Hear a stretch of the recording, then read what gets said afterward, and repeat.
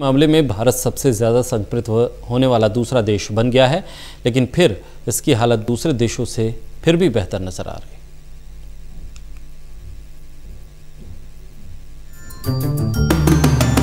भारत में कोरोना की रफ्तार अब हर दिन बढ़ती जा रही है और रफ्तार के चलते भारत ब्राजील को पीछे छोड़ते हुए सबसे अधिक संक्रमित वाला दुनिया का दूसरा देश बन गया है और मरने वालों का आंकड़ा भी लगातार बढ़ रहा है। राहत की बात बस ये है कि इन सब बढ़ते आंकड़ों के बीच रिकवरी रेट भी बढ़ रही है, लेकिन फिर भी संक्रमितों की संख्या बढ़ती ही जा रही है। संक्रमितों की बढ़ती संख्या की वजह से महाराष्ट्र, आंध्र प्रदेश, कर्नाटक समेत कुछ राज्यों में हालात और खराब होते जा रहे हैं। महाराष्ट्र में स्थिति ज्यादा गंभीर हो गई है। राज्य में 23,000 से ज्यादा नए केस मिले हैं, जबकि आंध्र प्रदेश में पिछले 12 दिनों से लगातार 10,000 से ज्यादा मामले सामने आ रहे हैं। वहीं अगर उत्तर प्रदेश की बात करें तो संक्रमितों का आंकड़ा 2.5 लाख को पार कर गया है। रविवार को राज्य में रिकॉर्ड 6,777 नए केस मिले हैं।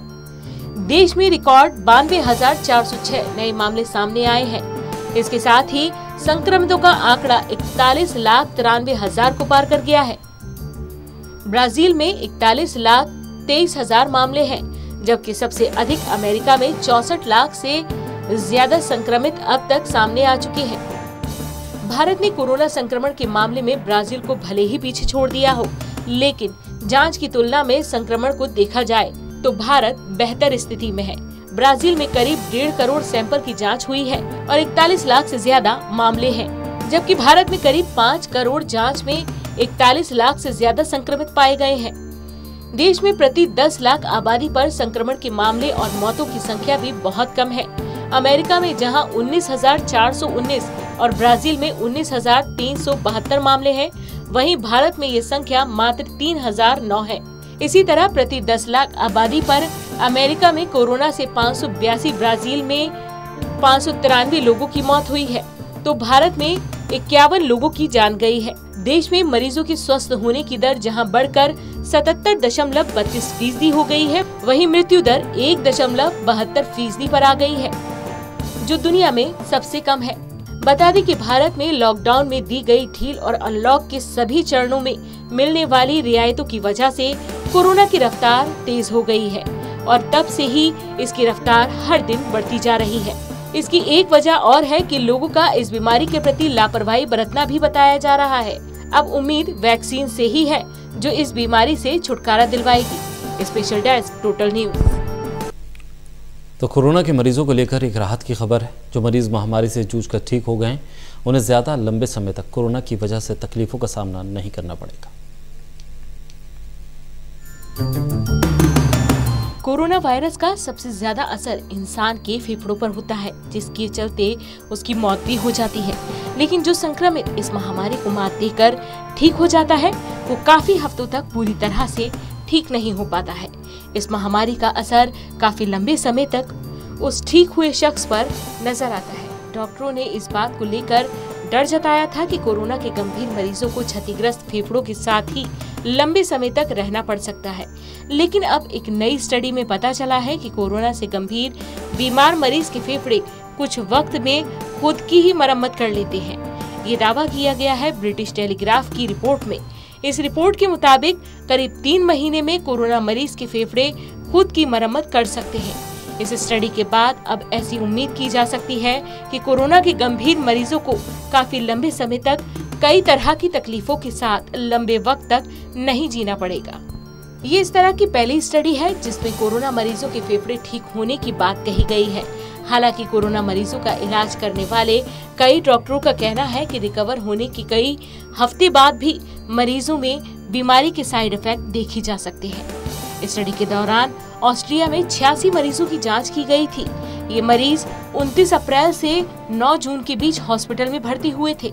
हॉस्पिटल से छुट्टी मिलने के 6 और 12 हफ्ते के बाद इन मरीजों की जांच की गई। रिकवरी के 6वें हफ्ते में 88% मरीजों के फेफड़ों में नुकसान के सबूत मिले, लेकिन 12वें हफ्ते में ये आंकड़ा घटकर 56% हो गया। स्टडी में शामिल लोगों की औसत उम्र 61 साल की थी और कुल 65% पुरुष थे। कुल मरीजों में करीब आधे वो शामिल थे जो पहले से ही स्मोकर रह चुके थे। वहीं 20% मरीज ऐसे थे जिन्हें कोरोना की वजह से आईसीयू में भर्ती होना पड़ा था। कहने का मतलब ये है कि जहां मरीजों के ठीक होने के बाद भी उनके फेफड़ों पर इस वायरस का असर रहता था, लेकिन अब किसी भी कोरोना मरीज को ठीक होने के बाद भी ज्यादा लंबे वक्त तक के लिए इसके दुष्प्रभाव या इससे होने वाली तकलीफों का सामना नहीं करना पड़ेगा। Special desk, total news. तो कोरोना वैक्सीन के इंतजार के बीच रूस से एक अच्छी खुशखबरी आई है। रूस का दावा है कि वो इसी सप्ताह आम लोगों के लिए वैक्सीन उपलब्ध करवाएगा। कोरोना वायरस ने पूरी दुनिया को अपनी चपेट में ले लिया है, जिसमें कई बड़े देशों को बहुत नुकसान हुआ। इनमें अमेरिका सबसे आगे है, जहां इस वायरस से मरने वालों का आंकड़ा 2 लाख तक पहुंचने वाला है, तो वहीं करीब 64 लाख लोग इससे संक्रमित हैं। वहीं भारत की हालत भी अब बेहद खराब दिख रही है, जो अमेरिका के बाद दूसरे नंबर पर पहुंच चुका है। इन खराब हालातों के बीच उम्मीद अब कोरोना वैक्सीन से है, जिसके लिए कई देशों के वैज्ञानिक दिन रात काम कर रहे हैं। लेकिन पहले बाजी मारता दिख रहा है रूस। दरअसल कोरोना के कहर के बीच रूस के राष्ट्रपति व्लादिमीर पुतिन ने अचानक 11 अगस्त को ऐलान किया था कि रूस ने कोरोना पर वैक्सीन बना ली है। इसके बाद पूरी दुनिया के एक्सपर्ट्स अचरज में पड़ गए। इसी बीच रूस ने फिर खुशखबरी देते हुए बताया इसी सप्ताह ये वैक्सीन आम लोगों के लिए उपलब्ध होगी। ये जानकारी रूस के एक शीर्ष अधिकारी ने दी है, जिसमें उन्होंने कहा इस हफ्ते से corona virus vaccine Sputnik V को आम नागरिकों के लिए जारी कर दी जाएगी।